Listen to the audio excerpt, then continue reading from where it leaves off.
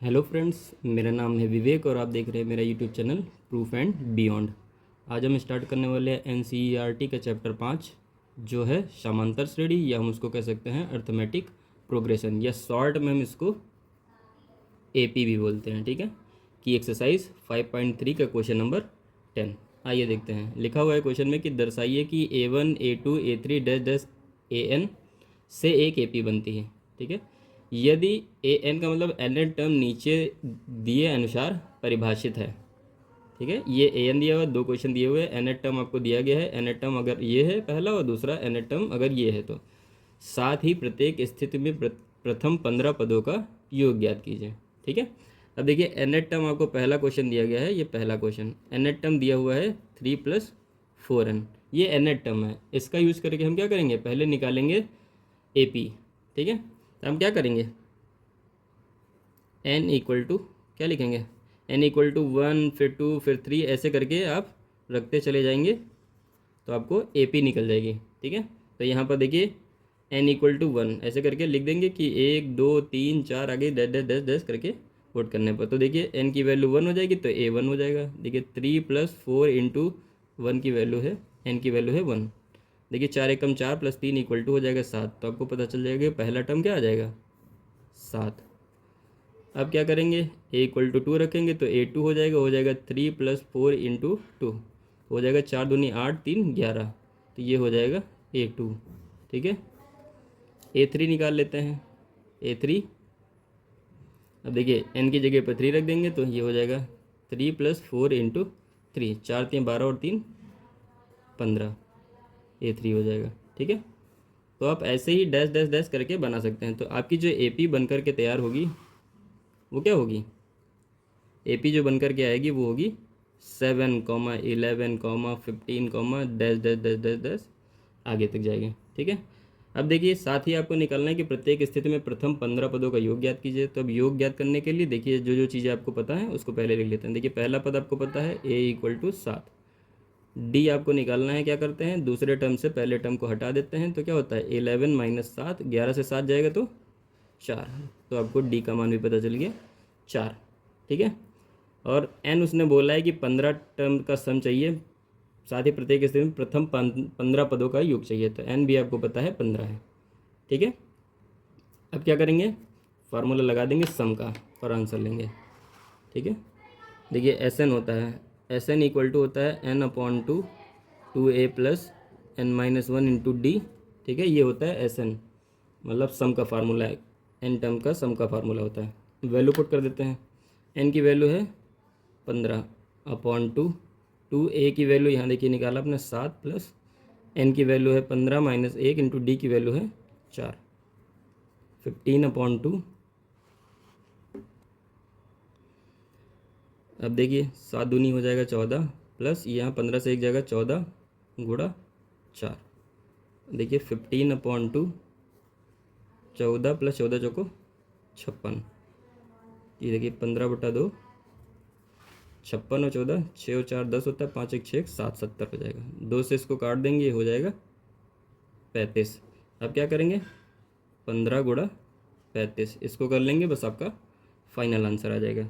इसको गुणा करने पर कितना आएगा, 15 गुणा 35 इक्वल टू होता है 15 × 5 = 75 और 15 × 3 = 45 और 7 × 52 525। ये हो जाएगा आपका S15, पहले प्रथम 15 पदों का योग। ये होगा आपका आंसर। ठीक है, तो ये हो गया उसका पहला पार्ट, जब एन टर्म 3+4n दिया हुआ है। अब इसका दूसरा पार्ट करते हैं। दूसरे क्वेश्चन का एन टर्म दिया हुआ है 9 - 5n। फिर यहाँ पर क्या करेंगे, n equal to 1 2 3 dash dash dash क्या करेंगे, रखने पर रख देंगे। अब देखिए A1 आपका क्या निकलेगा, 9 - 5 इंटू 1 इक्वल टू 9 में से 5 जाएगा, हो जाएगा 4। तो ये हो गया A1। फिर A2 निकाल लेते हैं, क्या करेंगे, 9 - 5 इंटू 2 हो जाएगा। देखिए 5 दूनी 10 हो जाएगा, 10 से 9 जाएगा माइनस का 1, ये A2 हो जाएगा। A3 निकाल लेते हैं, क्या होता है 9 - 5 इंटू 3, 5 3 15 में से 9 जाएगा तो माइनस का 6, ये हो गया A3।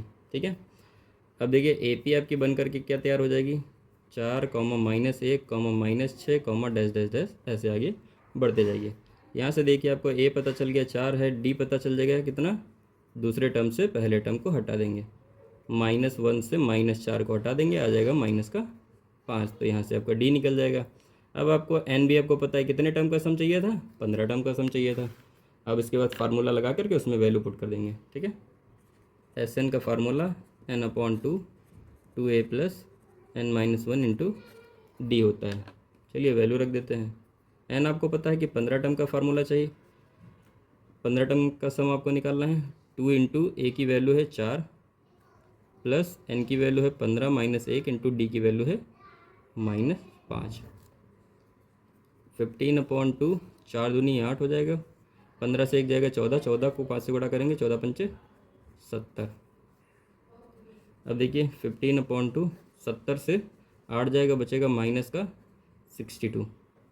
ठीक है, 2 से इसको काट देंगे, 2 23 है, 2 1 कम 2, 31 को अगर हम 15 से गुणा कर देंगे, -31 को अगर हम 15 से गुणा कर देंगे, ये बचेगा 15 गुणा -31, दोनों को गुणा कर देंगे, आ जाएगा 15 एकम 15, 15 3 45 और 1 46, माइनस का 465। ये हो जाएगा 15 टर्म का सम। ये हो जाएगा आपका दूसरे क्वेश्चन का आंसर।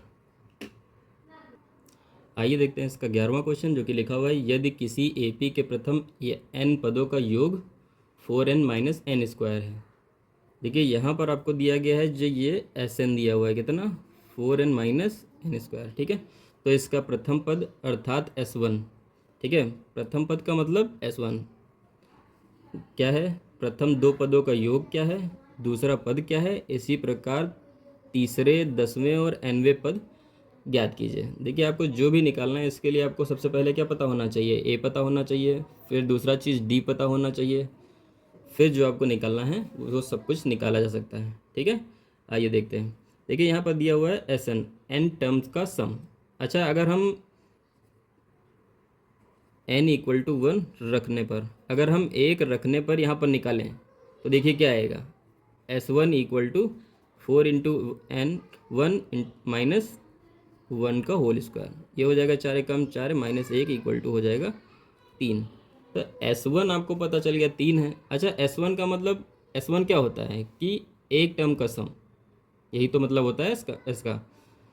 अब ध्यान से आप देखेंगे, आप इसके बारे में थोड़ा सा सोचेंगे तो आपको ये पता चलेगा कि S1 का मतलब ही होता है ए।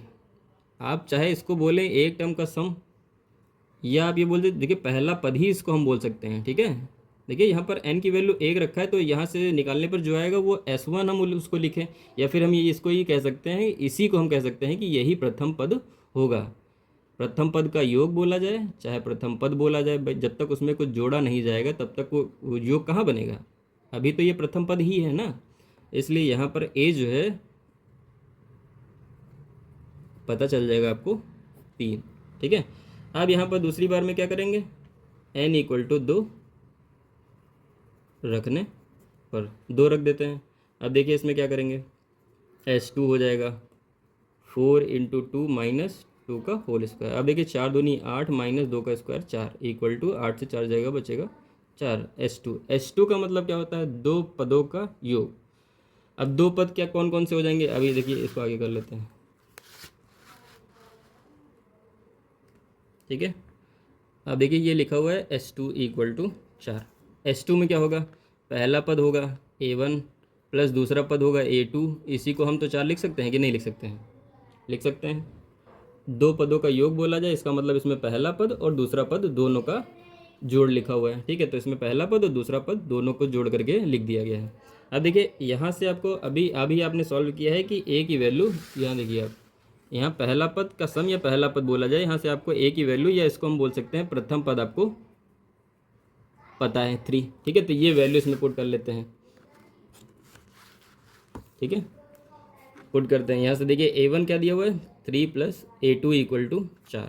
तो A2 क्या हो जाएगा 4, 3 को उधर भेज देंगे, -3, तो A2 हो जाएगा 1। तो पहला पद आपको पता चल गया 3 और दूसरा पद पता चल गया 1 है। इस तरीके से आपको पहला और दूसरा पद पता चल गया। ठीक है, A1 और A2 पता चल गया। अब जब आपको A1 और A2 पता चल चुका है तो उसका यूज़ करके हम D भी निकाल सकते हैं। तो D क्या होता है, A2 - A1। A2 देखिए यहाँ पर आपने अभी निकाला है 1 माइनस, और A1 आपने अभी पिछले में निकाला था 3, तो यहाँ से हो जाएगा D की वैल्यू माइनस का 2। अब देखिए A और D आपको दोनों चीज़ें पता चल चुकी हैं। अभी देखिए इसमें आधी चीज़ें आप निकाल चुके हैं, जैसा कि आप क्वेश्चन में देखिए क्या क्या चीज़ें आपको निकालनी थी। यहाँ निकालना था इसका प्रथम पद आपने ये निकाल दिया, इसका ये पहला आंसर हो गया। फिर निकालना है कि प्रथम दो पदों का योग, ये देखिए दो पदों का योग आपने निकाल दिया, तो ये आपका दूसरा आंसर हो गया। ठीक है, फिर निकालना है कि दूसरा पद क्या है। दूसरा पद देखिए दो टर्म के सम में पहला और दूसरा पद दोनों का योग होता है। यहाँ पर देखिए यहाँ से आपने निकाल दिया दूसरा पद क्या होता है। ठीक है, दूसरा पद क्या होगा। अब इसके बाद आपको निकालना है कि इसी प्रकार 10वें और nवें पद ज्ञात कीजिए। अब देखिए 10वां पद आपको चाहिए, तो कौन से नंबर का टर्म चाहिए, nth टर्म का फार्मूला लगाते हैं, और n क्या होना चाहिए, n इक्वल टू 10, 10वां पद आपको चाहिए। चलिए फार्मूला लगा देते हैं। nth टर्म का फार्मूला क्या होता है, a plus n minus 1 into D. ठीक है, अब चलिए रखते हैं। a 10 चाहिए आपको, 10वां टर्म चाहिए। a आपको भी पहले से ही निकाला हुआ है, a की वैल्यू 3 प्लस n है, 10वां पद चाहिए माइनस 1 इंटू डी की वैल्यू है -2। ठीक है, ये भी आपने निकाला हुआ है। देखिए 3, इसको देखिए प्लस 10 से 1 जाएगा, 9 गुणा 2, एक बार और लिख लेते हैं, ये हो जाएगा 3 माइनस 9 दूने 18, 18 से 3 जाएगा 15, वो भी माइनस का। तो इसका 10वां टर्म जो हो जाएगा वो क्या हो जाएगा, माइनस का 15। यहाँ से निकल गया इसका 10वां पद। तीसरा पद भी पूछा था, तो क्या निकालेंगे, a3 क्या हो जाएगा, a plus n minus 1 into D. A की वैल्यू आपको पता है 3 प्लस n की वैल्यू है, तीसरा टर्म आपको निकालना है 3 माइनस 1 इंटू डी की वैल्यू है -2। यहाँ पर भी 3 प्लस ये हो जाएगा 3 से 1 जाएगा 2, 2 को 2 से गुणा कर देंगे, या अगली लाइन में आप कर सकते हैं 2 गुणा -2, 3 माइनस 2 दूनी 4, 3 से 4 जाएगा -1, तो ये हो जाएगा उसका तीसरा पद। ठीक है, अभी निकालना है आपको तीसरे, 10वें और nवें पद। याद दीजिए nth टर्म भी आपको निकालना है। nth टर्म के लिए आपको पता है an equal to a plus n minus 1 into D. जो वैल्यू आपको पता है उसको रख दीजिए बस। a आपको पता है 3 plus n minus 1 into D की वैल्यू दी हुई -2, इसको गुणा कर लेते हैं आगे 3। देखिए इसको इससे गुणा कर दीजिए, ब्रैकेट भी खोल देते हो, साथ में गुणा कर देते हैं। माइनस को प्लस से करेंगे हो जाएगा -2 को n से करेंगे हो जाएगा 2n, फिर माइनस माइनस हो जाएगा प्लस, 2 को 1 से करेंगे 2 1 कम 2 हो जाएगा। अब देखिए 3 प्लस 2 5 माइनस 2n, तो इसका जो nth टर्म हो जाएगा वो क्या हो जाएगा, 5 माइनस 2n, ये हो जाएगा इसका nth टर्म। इस तरह से इसके सारे आंसर आ जाएंगे। अब देखिए इसका एक बार क्वेश्चन फिर से देख लेते हैं। लिखा है कि किसी एपी के प्रथम n पदों का योग 4n माइनस n स्क्वायर दिया हुआ है। इसका प्रथम पद आपने यहाँ पर निकाल दिया है। प्रथम पद अर्थात S1, दो टर्म, पहले पद का सम बोला जाए, पहले पद का योग बोला जाए, या प्रथम पद बोला जाए, दोनों एक ही चीज़ें हैं क्योंकि उसमें कुछ जोड़ा नहीं गया, इसलिए S1 जो होगा वही होगा पहला पद। प्रथम दो पदों का योग, यहाँ पर देखिए एस n की वैल्यू 2 रख देंगे तो आपका दो पदों का योग आ जाएगा, यहाँ पर आपने रख करके निकाल लिया। तो एक ये आंसर हो गया पहला, एक ये दूसरा आंसर हो गया आपका। फिर बोला गया है कि दूसरा पद क्या है, यहाँ पर आपने निकाल लिया इसका दूसरा पद क्या है। ठीक है, ये हो गया इसका दूसरा पद। फिर उसके बाद निकालना है कि इसी प्रकार इसके तीसरा पद आपने यहाँ पर निकाला हुआ है। ठीक है, ये हो गया इसका तीसरा पद। इसी प्रकार 10वां पद, यहाँ देखिए आपने 10वें पद निकाला हुआ है, 10वां पद। उसके बाद उसका nवां टर्म, ये हो गया उसका nवां टर्म। तो इस तरीके से इस क्वेश्चन के सारे पार्ट हो गए हैं। उम्मीद करते हैं कि ये क्वेश्चन आपको समझ में आए होंगे। अगर इससे रिलेटेड कुछ डाउट है तो आप हमारे कमेंट सेक्शन में जा कर के पूछ सकते हैं। धन्यवाद।